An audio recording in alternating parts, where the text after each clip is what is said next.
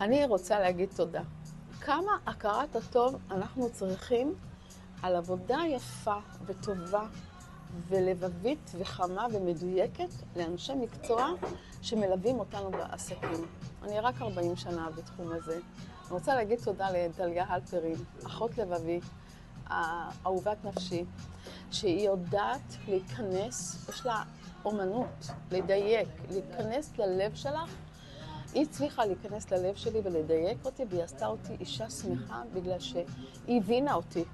וזו הדרך שאני רוצה, והרבה אנשי מדיה טעו ולא רצו לעשות מה שביקשתי לעשות, לחבר את הדבר המיוחד הזה שלו. אז אם את מיוחדת, רק טליה יכולה לעזור לך, ותגידו לי אתם, יש מישהו שלא מיוחד בעולם הזה?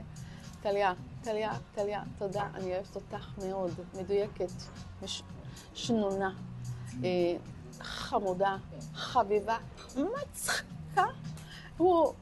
ההומור שלה, אני מתעלפת עליה, והקול שלה, והשמחת חיים שלה, והידיים שלה, איזה כיף, פשוט כיף לעבוד עם אנשים כאלה חיוביים ומוארים ואחראים וביצועיסטים מהירים, מדויקים, ללא מילים, באמת, רק תודה.